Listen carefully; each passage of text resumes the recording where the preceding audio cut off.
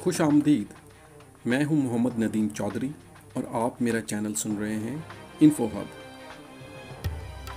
खुश आमदीद। मैं हूं आपका मेज़बान मोहम्मद नदीम चौधरी और मैं आपके पेशे खदमत करता हूं किस्त नंबर 2 ईस्ट इंडिया कंपनी का क़याम।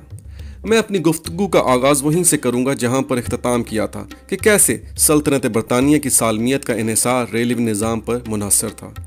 बरतानिया को जनूबी एशिया में अपनी फ़ौजी गिरफ्त बढ़ाने और बरकरार रखने के लिए इसी रेलवे निज़ाम ने रीढ़ की हड्डी का काम अदा किया और बरतानिया अपने दफ़ाई साजो सामान की रसद और फ़ौजी बर वक्त यहाँ से कंट्रोल करने में खासा कामयाब रहा। दफ़ाई लिहाज से रेलवे उनके वजूद और ताकत को तक़वियत देने की बड़ी वजह बनी और हिंदुस्तान के इस वसी और रीज़ खित्ते पर कामयाबी से हुकूमत करने में मुकम्मल कारगर साबित हुई। अब हमें इस पेचीदा सूरत हाल को समझने के लिए तारीख़ का एक और रुख से जायज़ा लेना पड़ेगा और उन असबाब को तलाश करना पड़ेगा जिनकी वजह से रेलवे के क़याम क्यों नागुज़ीर था बरतानिया की सालमियत के लिए। सल्तनत बरतानिया इंडिया में दाखिल हुई अपनी एक तजारती हिकमत अमली के तहत। ईस्ट इंडिया कंपनी इस हिकमत अमली का आलाकार बनी जिसका क़याम 31 दिसंबर 1600 में हुआ, जो कि एक प्राइवेट निजी कंपनी थी जिसका सदर दफ्तर लेडनहॉल स्ट्रीट लंदन में वाक़या था। इस कंपनी के मालिक लंदन शहर के निजी सरमायादार और ताजिर थे। ईस्ट इंडिया कंपनी ने अपनी तजारती और जंगी हिकमत अमली से अगले 300 साल में पूरे जनूबी एशिया पर अपनी हुकूमत जमाई।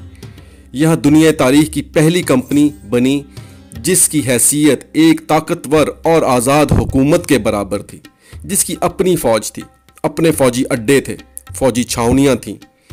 दुनिया का सबसे बड़ा तिजारती और फ़ौजी बेड़ा भी शामिल था, जिसके बहरी जहाज़ों पर उस वक़्त की दुनिया की सबसे बड़ी तोपें भी नस्ब रहती थीं, जिनकी तादाद 30 से 50 तोपों के दरमियान होती थी और ये फ़ौजी बेड़ा दुनिया में एक मुनफरिद मुकाम रखता था।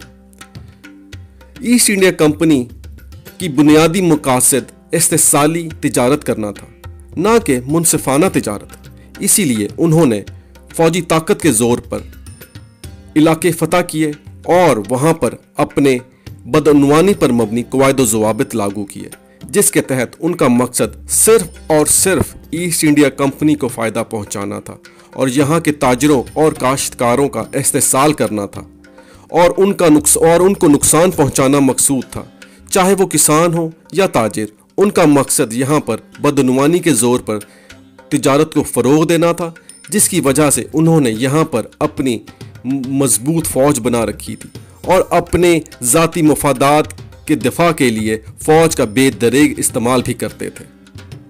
ईस्ट इंडिया कंपनी की मिसाल ऐसी है जैसे भेड़ों के लिबास में एक भेड़िया हो और वो तिजारत के भेस में यहाँ पर आए और अपनी जारहाना और बदअनवान तिजारती हिकमत अमली से पूरे खित्ते पर काबिज हो जाए। ईस्ट इंडिया कंपनी अपने 300 साला दौर इक़्तिदार में इंडिया को दोनों हाथों से लूटा और यहाँ लूटमार का बाजार अपने मफाद के लिए गर्म रखा। अब एक अंदाजे के मुताबिक बरतानिया यहाँ से कोई 45 ट्रिलियन डॉलर लूट कर ले गया अपने दौर इक़्तिदार में और बेशुमार जंगें लड़ी और लोगों का कत्लेआम किया इस मकसद के हसूल के लिए।